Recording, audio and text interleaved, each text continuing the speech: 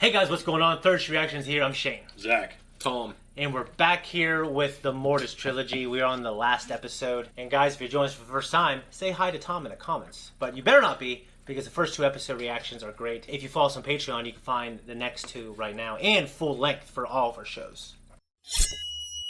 Guys, cliff notes real quick. I know we really enjoy this arc so far. Anything that stands out to you that you want to talk about? Any questions that maybe you want answered for the last episode? Well, without really going too in depth, the entire idea of this being this depth of lore and kind of that real physical manifestation of the Force and the duality and the struggle, you know, it's good for me. It's a great addition to this franchise because normally it's just kind of the hammy kid stuff or some of the dark Sith stuff. Hit or miss sometimes, but it's always kind of the same repetition. Yeah, and I agree. What about you?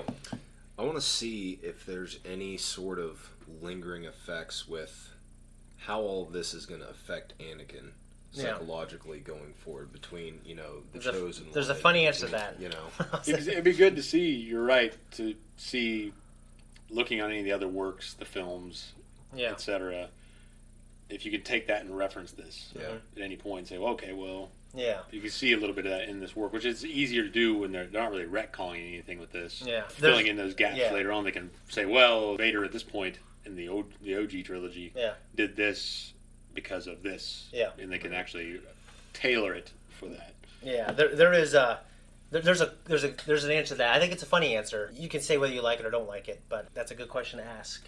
And I think we all know, I mean, the light side has been killed. I think we all know what happens.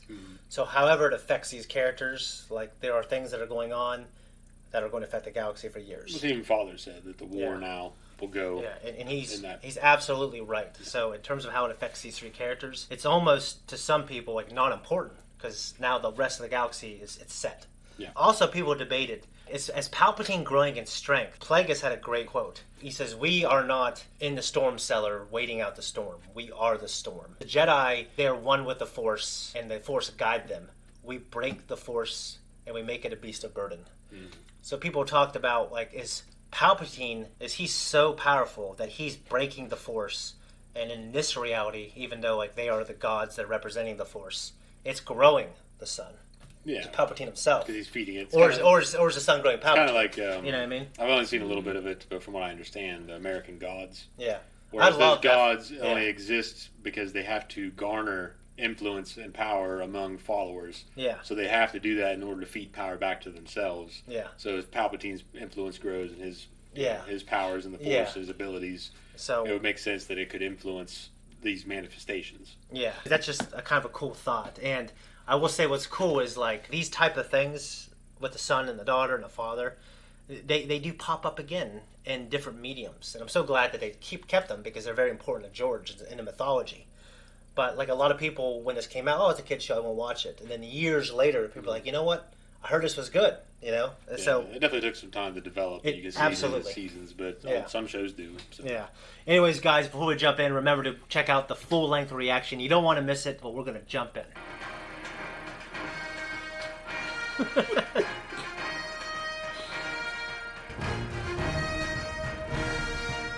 It's very reasonable. I'm getting a little tired of how unreliable the weather is here. Some might say that's part of the appeal. You did well, Anakin. I'm not sure we're doing the right thing by leaving. The sun is consumed by the dark side. And if we stay, we may be used to the dark side's advantage. Well, you want the bad news? Or the really bad news? We've got 2 cracked Shiloh pins, a busted power converter. Mom, hold on. The engine should be fired twice to dump debris. The light, the filter, so it'll be okay, right? It'll be okay, yeah.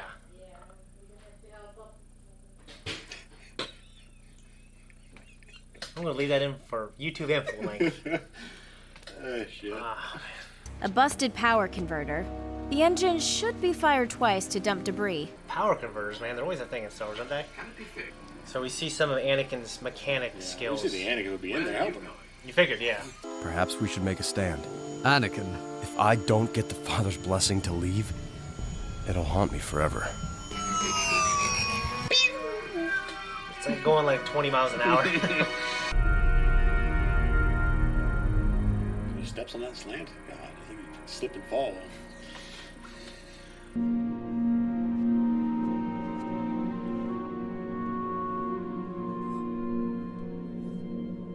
Forgive me, daughter. I am an old fool who believed he could control the future. I always think of Gandalf. Yeah, but the way she holds the sword, the way the sword looks, resembles Boromir's sword. Sleep free. Or die trying. Terrible thing, you know, it's a cartoon, and they're gods, you know. Shot of the moon there, and this is the environment situation, which reminds me of Kubo and the Two Strings. Do not underestimate my son. He will seek your ship to escape our isolation, and sow terror through the universe. And while you are here, he will use you to do it.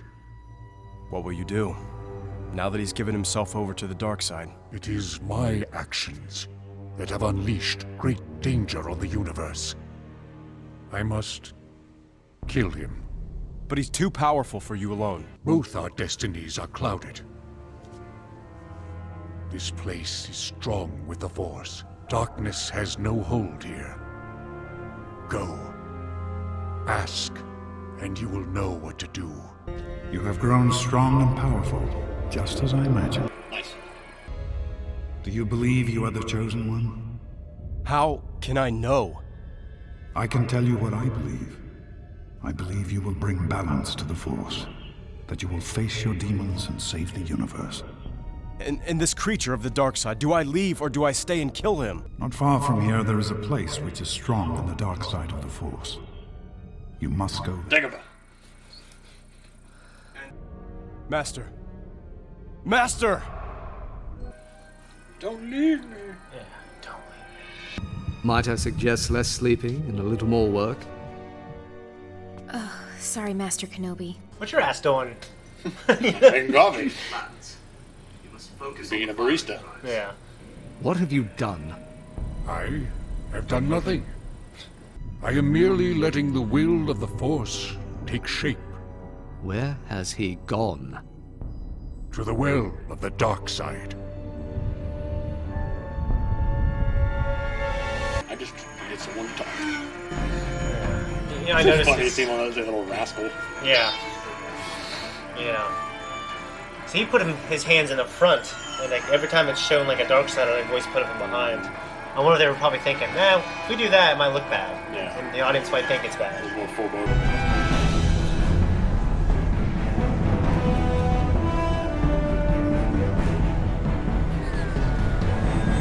Welcome. I believe there has been a misunderstanding. We really don't have to be enemies. You murdered your sister.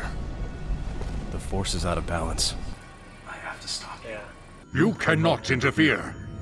The way I see it, if we were not supposed to interfere, Ahsoka and I wouldn't be here in the first place. Different point of view. Yeah. He always got a different point of view, doesn't he? He stretched that one, though. There is no use for such crude implements here. What if I could show you the future? No. No. Stop it. Know yourself.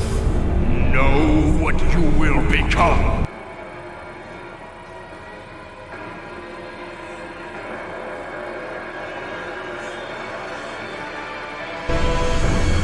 We'd partake of this visual splendor.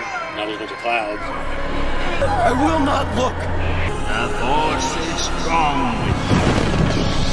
Anakin, please! You were my brother, Anakin! Powerful Sith you will be. I hate you!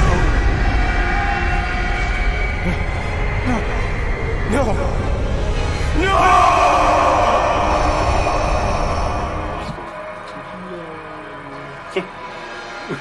I will do such terrible things. Yes. But it doesn't have to be that way. The future, by its nature, can be changed. Join me, and together we will destroy this Emperor you see in your visions. Then we shall end war, corruption, and suffering throughout the galaxy. Will we bring peace? Of course. And that was what Palpatine promises. Yeah, like Anakin ultimately wants peace, you know, and he wants order, and he made that kind of clear. A little smile. Are you all right? There has been a change of plan. Sorry. You will not understand what I have to do to end the Clone War. You will try to stop me. Anakin! Why? I'm sorry. I have seen that it is the Jedi who will stand in the way of peace.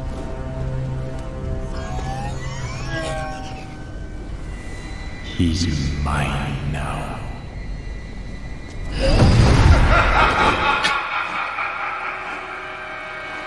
You have to disable the ship. But I just finished putting it back together. We have to prevent Anakin and the Son from leaving.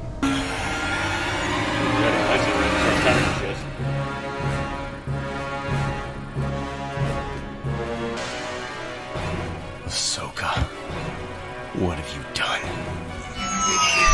Ahsoka!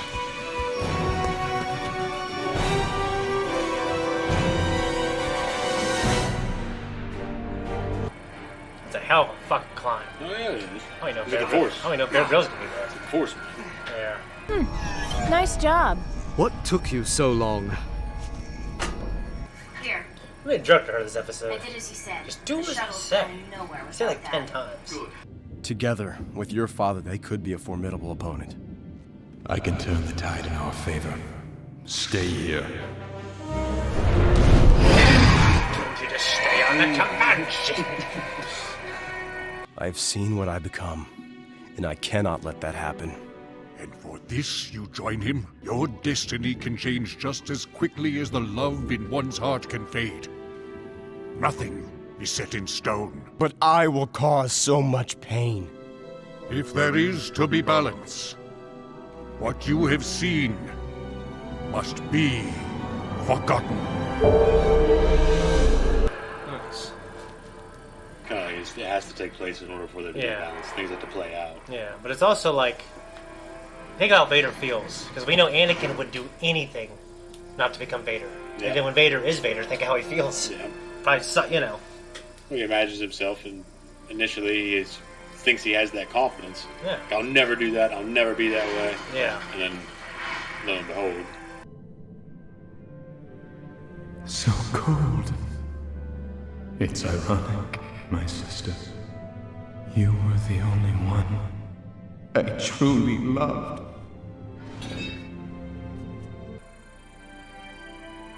I think Bring Mortis be set in anything. Yeah. I have brought you back to my monastery. We need to get one of those. Monastery? My son broke the Put it in the laws of studio time. there. I don't remember. I have erased that time. We shall never know. My own personal send-off. This is like the setup of a scene from like Kingdom Hearts or something. I do. I love that game. You have no power to keep me, old man. You must understand No power here. Yeah. Restrain yourself and stay. I cannot. And then, I love you, my son. Do you?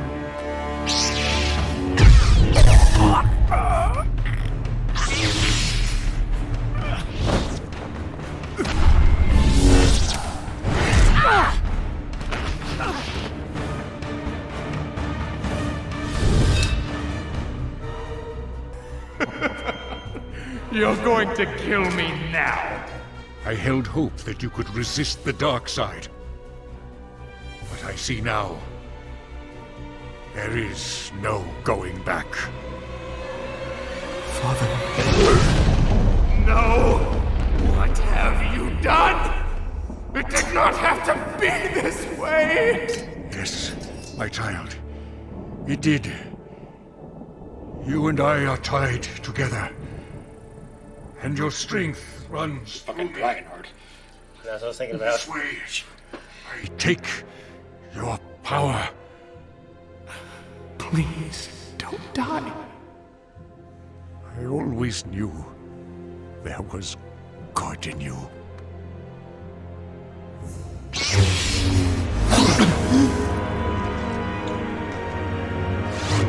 And so you have betrayed me, Father.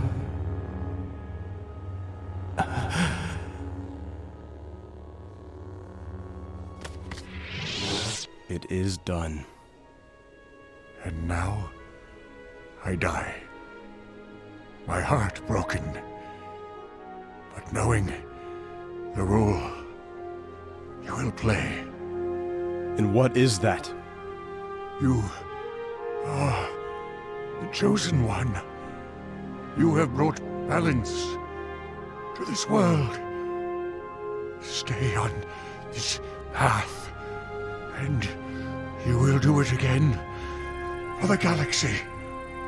But beware your heart. Beware your heart.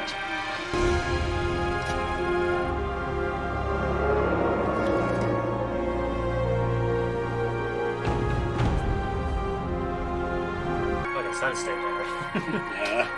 This guy's ain't disappearing. Yeah, he's like Vegeta. He ain't going nowhere. But he's a daughter, though. Yeah. Oh, you're right. That's cool.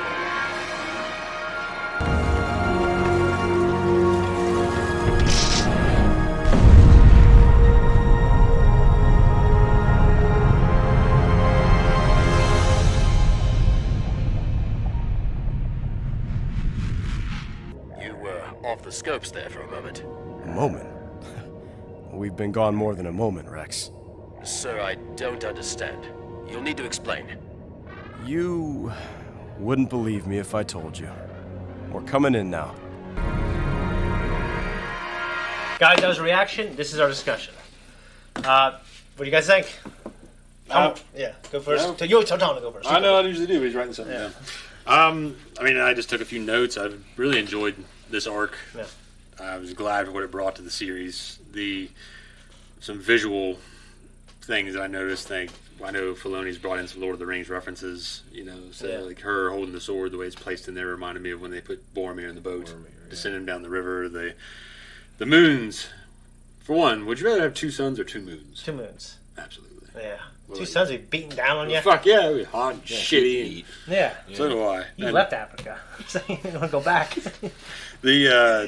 But the moons reminded me of Kubo and the Two Strings. Have you ever seen that? Yeah, I love that movie. The dark side, the place being strong with the dark side of the Force, reminded me of Dagobah.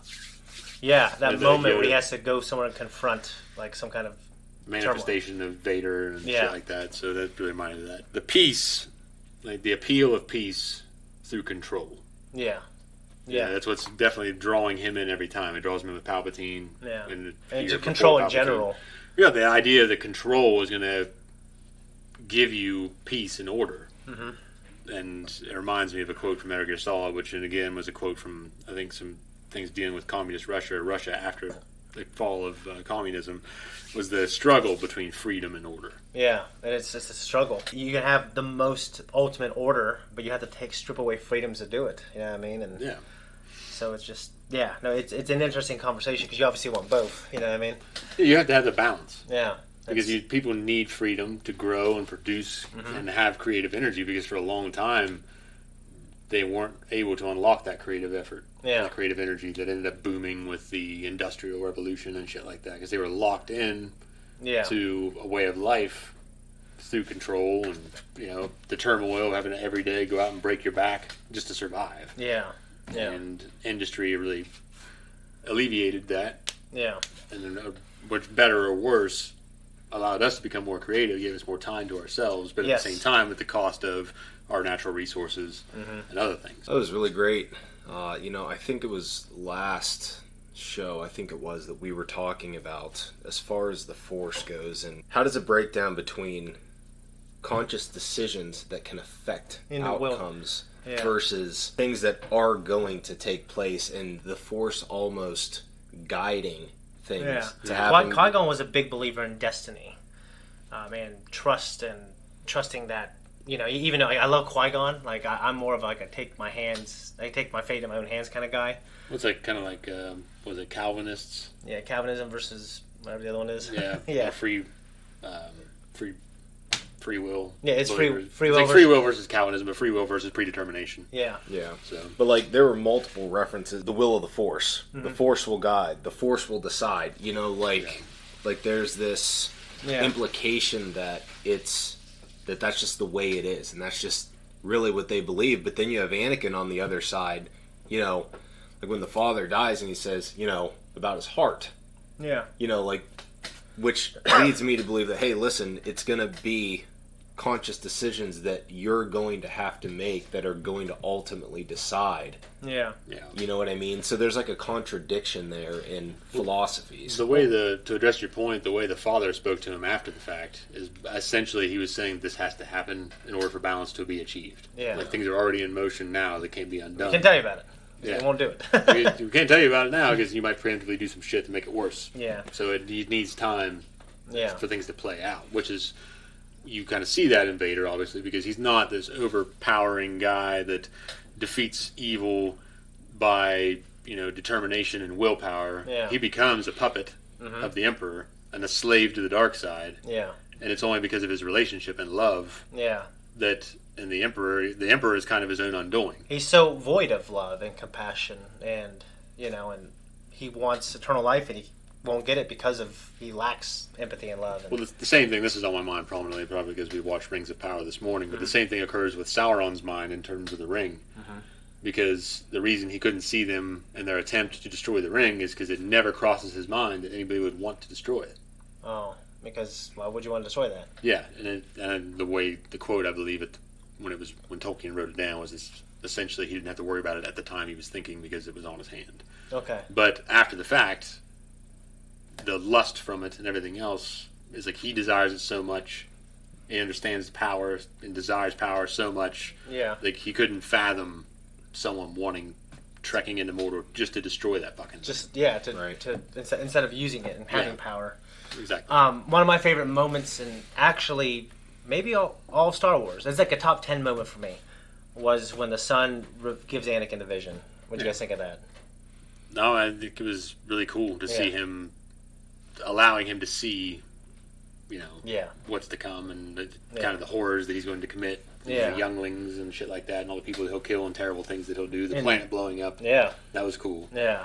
So I thought that was just a nice touch. So think about like the moment then when he chooses to kill Windu, and that literal transformation begins to take place. I wonder in his mind, you know, like even though it was erased from his memory at that time. Yeah. You know what I mean? Like fans debate that. Like, but I mean, they've said like a supernatural God manifestation of balance probably wouldn't leave like a trace in there. Yeah. But like the idea is fans do debate that, like, you know, if it's something that like that occurs inside of him, you know what I mean? Or like are these things happening in a way that are subconsciously? I would say the answer to that is like there's nothing subconscious that's going on in Anakin's head from these moments because the father would not allow that. Well, I think Anakin is the kind of guy that he's a passionate person, and thereby he lives a lot of the time predominantly he's living in the moment. Yes. So as things occur, he's reacting. And I will say, he's almost like a completely reactionary personality. He doesn't think ahead. Yeah. He's completely in the moment. And you see that in Obi-Wan Kenobi. Yeah, and the things that are occurring to him, like when he finally sees Mace in the confrontation with Palpatine, and he just knows, okay, Palpatine said he could save Padme. This guy's trying to stop him, and I understand why he's trying to stop him, but I need Palpatine alive. And all that shit's happening all at once. And then in that moment, Mace is just about to kill him, and I think Anakin just reactionary, just freaks out and cuts his hand off. But Anakin thought like could have blocked it. Yeah, like Mace is doing the wrong thing. Like well, he had it happen with Dooku. Yeah, he had that kind of probably some buyer's remorse there from cutting his head off. He cut his head off, and he's like, he must live. You know. Yeah. But in the video game, he does block it. And then he fights Mace Windu. I remember. But the idea is that he could have blocked it, but I think that there again, he's so clouded with emotion that he doesn't even think about it. He just cuts his hand off. Yeah. And then all of a sudden Palpatine's just like, and he got his moment and fucking killed his ass. I always use that, right? That's when he goes like, it's the funniest thing ever. The glasses and shit to people. Yeah. Unlimited power. Yeah. Vader just takes those steps Yeah. He's reacting to the events as they're unfolding, and they unfolded like the trap was laid for him. Yeah. And then it sprung, and he's like an animal in that trap. And he's wailing, and he's trying to thrash and get free and try to make sense of the moment. Yeah. And at the point that he can, it's too late. Yeah. He's already done all the horrible deeds, or at least there's so many he probably feels he can't turn back. Yeah, he feels like he can't, and And then by then he's out of control. Like when they're on Mustafar fighting, like he's and when he went to the temple, he's like, I already killed Mace. Yeah, he's completely. I have to do the same Padme. Unhinged, completely and out of control in terms of his emotions and how he is, because he's just crying like a child again on Mustafar. Yeah, blaming everything on Obi-Wan and projecting himself and his guilt on others. Yeah, so he's falling apart. He absolutely, and so it's just like I just love seeing the hero here, and like I love 2 and 3, and I love the beginning of 3 seeing that, but this gives us hundreds of hours of like Anakin the hero and Obi-Wan the negotiator. Yep. In that fall, you see how far he's willing to go to prevent these terrible tragedies. You got to think like that self-hatred he has when he actually becomes Vader. Mm-hmm. And it's to me, it adds to the tragedy a little more. Like it's kind of like if someone goes through like a spell where they have a mental breakdown or their addiction. Mm-hmm. They do a lot of horrible things, and you don't even realize it at the time. Because I was, a fucking complete drunk for a while, but you don't even realize it at the time because, like you said, it's a mind-altering substance. Yeah. And my alcohol not as bad as others. Yeah. But there's still a strain on you. Oh, for sure. And you have a certain mentality at that point. And you make certain decisions, and then after the fact, after you got a clear head, which Vader probably was at that point later on. Yeah. He's like, Jesus, why did I do that? But then he has no choice. And like Vader it's established. I mean, like after Revenge of the Sith, he's like an incredible tactician, and he plays him and Palpatine. They're essentially playing the long game against each other. Yeah. And the only thing that makes when Obi-Wan comes back into Vader's life, and Obi-Wan obviously knows him so well, we get to see Vader's like, okay, now that Obi-Wan's here, he's obsessed with getting revenge. Yeah. And like the brilliant Vader that we see in the books and later on, and the fact that he took this Jedi Padawan and raised her up deceptively to be a part of the Order of Sith and everything else, but he's just using her. You know what I mean? And then it all kind of falls apart when Obi-Wan comes back in. Yeah. Which is one of my favorite moments when he said, "You won't have the patience for a siege." Yeah. He's like, "How do you know?" And then it goes back to the fight, and I loved it so much. I heard someone say the only reason they didn't like this episode or these arcs is because it would have been so much better in live action. And maybe, but this is what we got. I wasn't watching this, and a lot of times I can be a real ball breaker when it comes to Star Wars, and especially prequel series and anything leading up to the old trilogy. Yeah.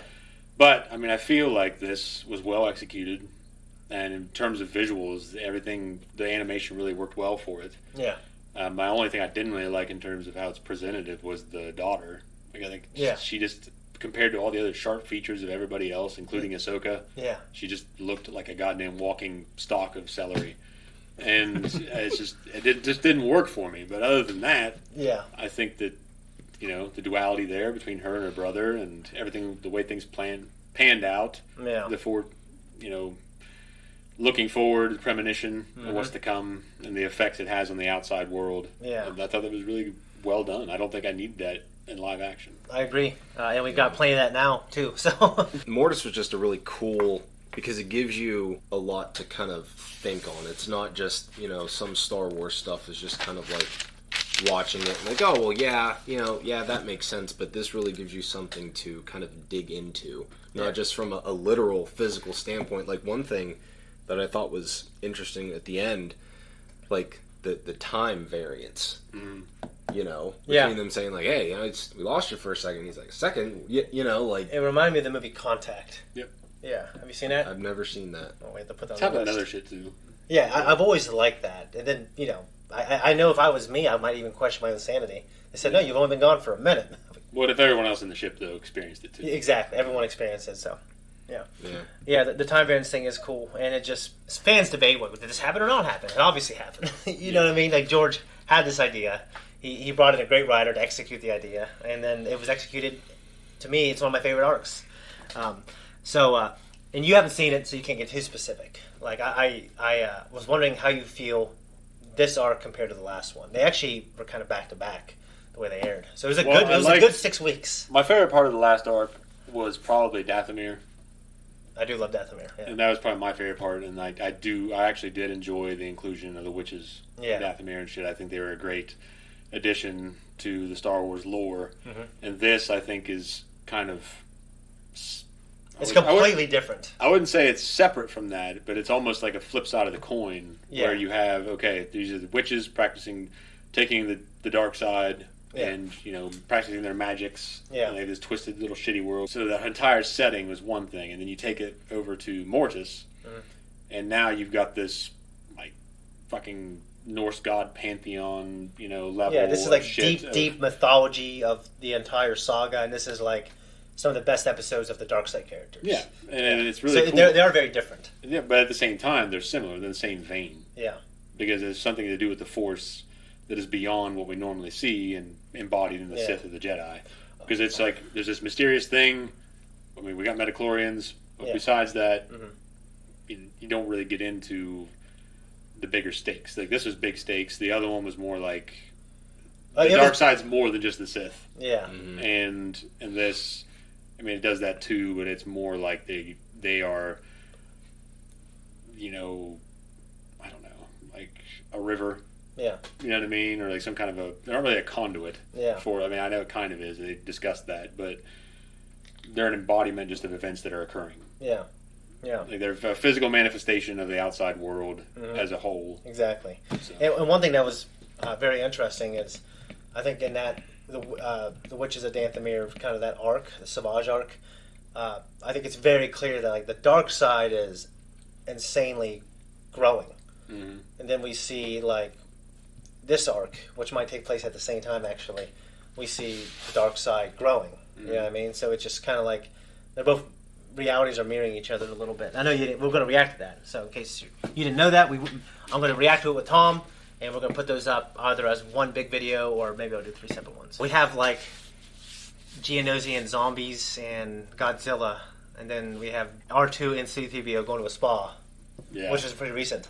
And then we have like, I'm not saying that stuff's not great. But I'm saying that we have this stuff. That's amazing. It's great. I mean? They have a lot of room to make a lot of good decisions. I mean, they make some bad ones sometimes. But... Yeah, but it is like, 22 minutes, whatever. It's easily dismissed. Yeah. So it's easily steamrolled in the overarching story. So. Yeah, like the Blue Shadow virus, it's not my favorite arc, but I enjoy that scientist.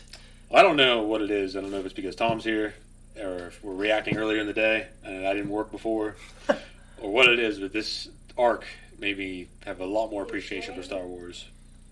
Yes, I will be there in a minute. Huh? I will be there in a couple minutes. Okay.